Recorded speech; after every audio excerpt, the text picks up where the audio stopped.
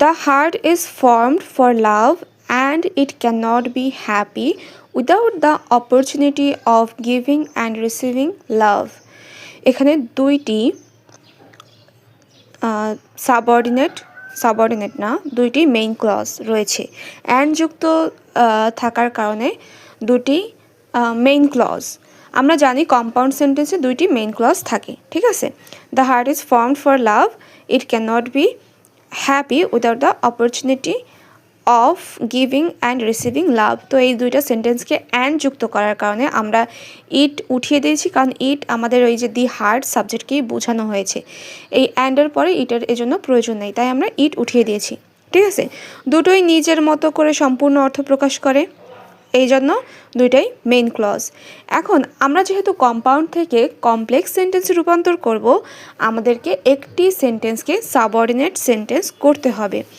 এখন subordinate sentence করতে হলে এরকম করতে হবে যে একটি সেন্টেন্স অপর সেন্টেন্সের উপর নির্ভরশীল থাকবে, মানে একটা মেইন ক্লজ থাকবে আর একটি সাবঅর্ডিনেট ক্লজ থাকবে, মানে ডিপেন্ডেন্ট বা নির্ভরশীল ক্লজ থাকবে।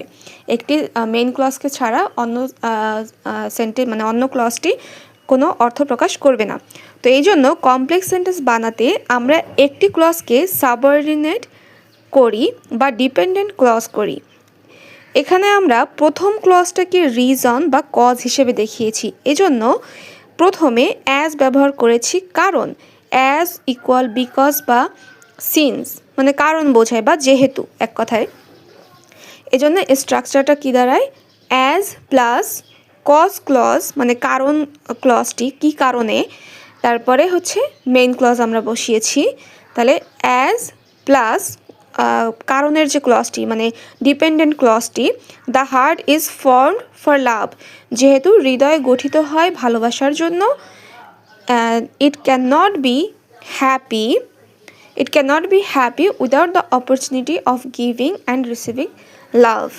এরপরে আমরা বাকি যে মেইন ক্লজটি রয়েছে সেটি বসিয়ে দিয়েছি এবং মাঝখানে কমা ব্যবহার করেছি। এভাবেই কম্পাউন্ড থেকে কমপ্লেক্স করার নিয়ম। আমরা আগেই জানি যে কম্পাউন্ডে দুটি মেইন ক্লজ থাকে, কমপ্লেক্সে একটি মেইন ক্লজ থাকে, একটি সাবঅর্ডিনেট ক্লজ থাকে, ঠিক আছে। রিলেশন অনুযায়ী কানেক্টর বসাতে হয়, যেমন অ্যাজ, সিন্স, বিকজ, এই সকল কিছু।